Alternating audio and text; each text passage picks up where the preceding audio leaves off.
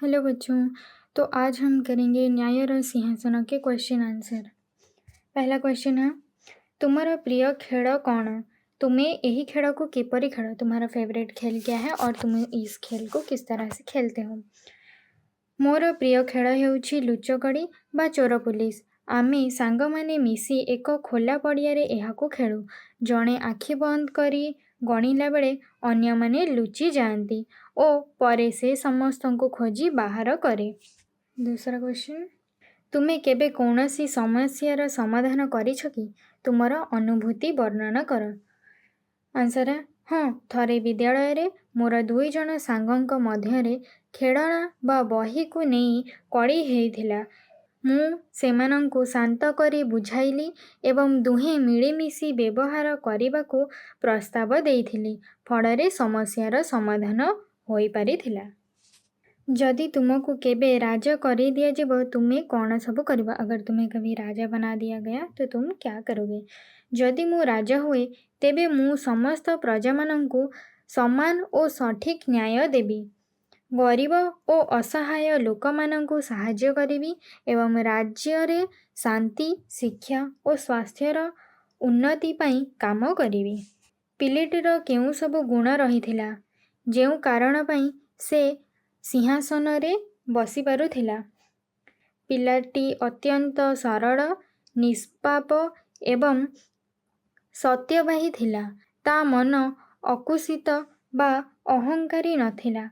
ता भितरे निरपेक्ष विचार करिबार स्वभाव थिबारु से सिंहासन रे बसी पारुथिला।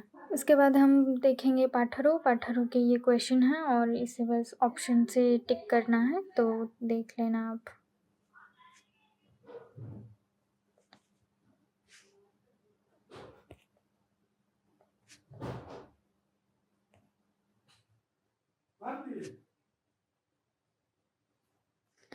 उसके बाद में हम देखेंगे भावो ओ लेखो। सोचो और लिखो से क्या है पहला क्वेश्चन। पिलामाने मंच सिंहासन रे बसी पारुथिले हेले राजा सेथिरे बसी न पारिबा कारण कौन? बच्चे जो थे वो सिंहासन में बैठ सकते थे लेकिन राजा क्यों नहीं बैठ सकता था, उसका कारण क्या था? पिलामाने सरल, निष्पाप ओ निष्कलंक थिले। सेमानंक मनरे टिकिए भी छलना बा अहंकार नथिला। किंतु राजा अतीतरे अनेक अन्याय, मिछ ओ चोरी करिथिले एवं तांक मनरे निज क्षमता को नहीं अहंकार भरी रहिथिला। प्रायश्चित करिबा परे राजांकु सिंहासन रे बसिबार अधिकार मिलिबार आवश्यक थिला कि? यदि हाँ या नहीं तार कारण लिख। क्या वो जो प्रायश्चित करने के बाद क्या उसमें राजा बैठने के लायक थे, हाँ या नहीं, और कारण क्या है उसे बताना है। नहीं, केवल उपवास ओ प्रायश्चित कले मनीष संपूर्ण शुद्ध हो जाए नहीं। राजा प्रायश्चित कला परे भी शेषरे मनरे अहंकार रखिथिले जे से बड़वान, धनवान ओ योग्य। अहंकार थिबा जाए सिंहासन रे बसिबार अधिकार मिलिबार आवश्यकता नथिला। वृद्ध कृषक निज कलीर समाधान करिबा पई राजांक परिवर्ते पिलाटी निकटको जीवाकू काहेकि स्थिर हेले? कृषक माने देखिथिले जे पिलाटी अति निरपेक्ष ओ बुद्धिमतार सह समस्तंक समस्यार सठिक समाधान करुछि। तार विचार कौशली ओ न्यायपूर्ण कथा शुणी सेमानंकर विश्वास आसीथिला। तेणु सेमाने राजांक बदଳରେ पिलाटी निकटକୁ गले। चतुर्थ मूर्ति सिंहासन सहित काहेकि आकाश को उड़ीगला? चौथा जो मूर्ति था वो सिंहासन के साथ क्यों आसमान को उड़ गया? चतुर्थ मूर्ति राजांक मनर कथा जानी पारिला जे राजा निजकू धनवान, बड़वान भावी अहंकार करुछंती। एही न्याय सिंहासन रे केवल निष्पाप ओ अहंकार शून्य व्यक्ति बसिबार योग्य थिबारु अयोग्य राजांकु बसाइबा परिवर्ते चतुर्थ मूर्ति सिंहासन नहीं आकाश को उड़ीगला।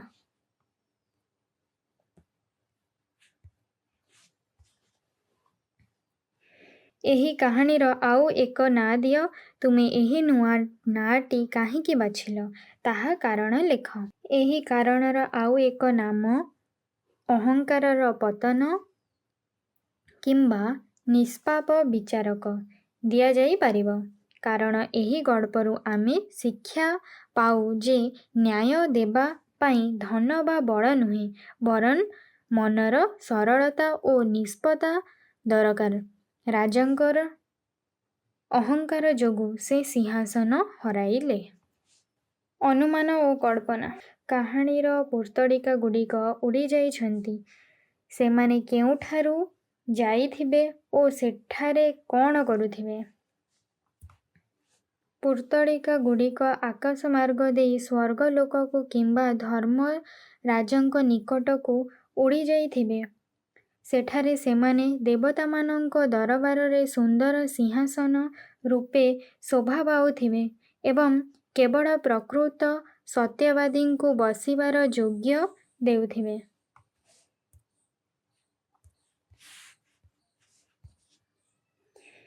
ଏହି କାହାଣୀରେ ଯଦି ରାଜା ସିଂହାସନରେ ବସିବାରେ ସଫଳ ହୋଇଥାନ୍ତେ, ତେବେ କ'ଣ ହୋଇଥାନ୍ତା? ଯଦି ରାଜା ସିଂହାସନରେ ବସିବାରେ ସଫଳ ହୋଇଥାନ୍ତେ, ତେବେ ଜଣାପଡ଼ିଥାନ୍ତେ ଯେ ତାଙ୍କ ମନରୁ ସମ୍ପୂର୍ଣ୍ଣ ଭାବେ ଅହଙ୍କାର ଓ ପାପ ନଷ୍ଟ ହୋଇଯାଇଛି। ସେ ଜଣେ ଆଦର୍ଶ ତଥା ପରମ ନ୍ୟାୟବାନ ରାଜା ହୋଇ ସାରା ଜୀବନ ପ୍ରଜାମାନଙ୍କୁ ସଠିକ୍ ନ୍ୟାୟ ପ୍ରଦାନ କରିଥାନ୍ତେ। ଭାଷାର କଥା।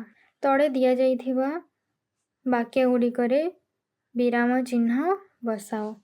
इसमें जो है आप उसमें विराम चिन्ह बिठाना। ये देखो इसका आंसर है, कहाँ पर क्या बैठा है आप देख लो।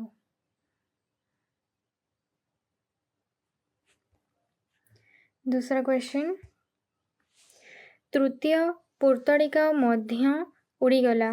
ଏହି ବାକ୍ୟକୁ आधार करी निम्न प्रश्नर उत्तर शिक्षक सहायतारे नहीं लेख। इसका आंसर होगा यही वाक्य रे विशेष्य पद केउटी। इसमें विशेष्य पद कौन सा है? पूर्तड़िका।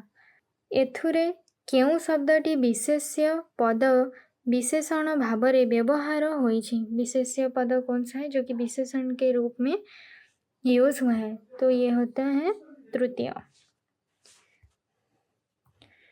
तीसरा क्वेश्चन है, निम्न वाक्य गुड़िक विशेषण पद गुड़िक चिन्हट कर, ता तले गार दियो।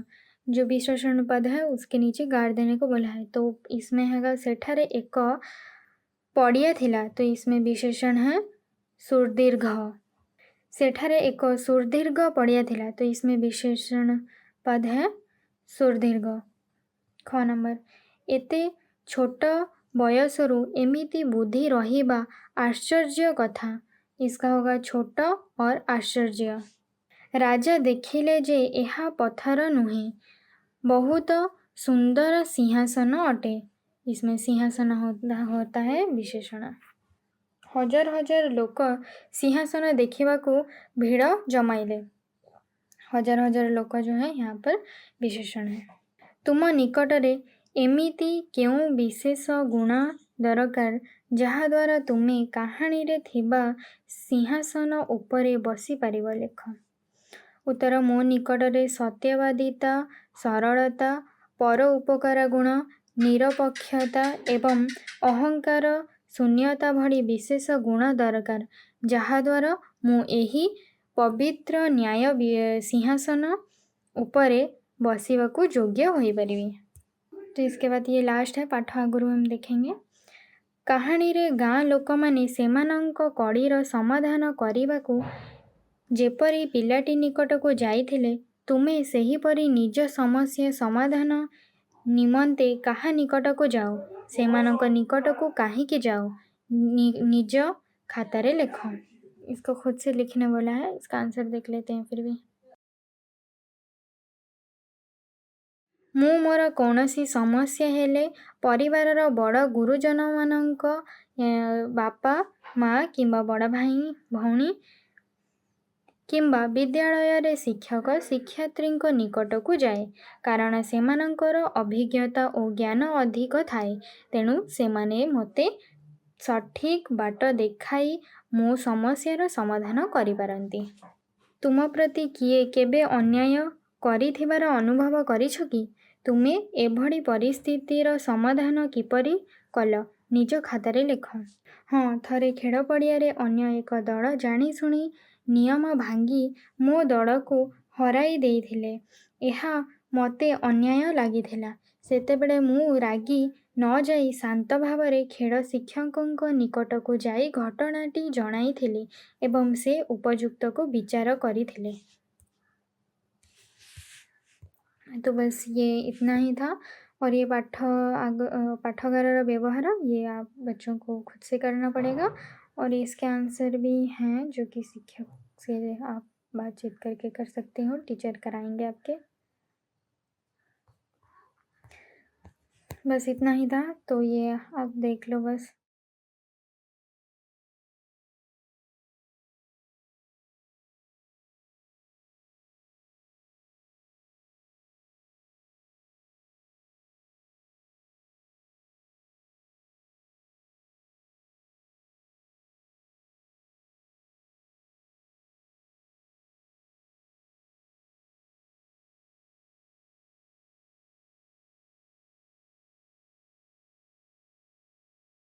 तो हम मिलते हैं इसके बाद नेक्स्ट चैप्टर आएगा, थर्ड चैप्टर, इसके क्वेश्चन आंसर आएंगे।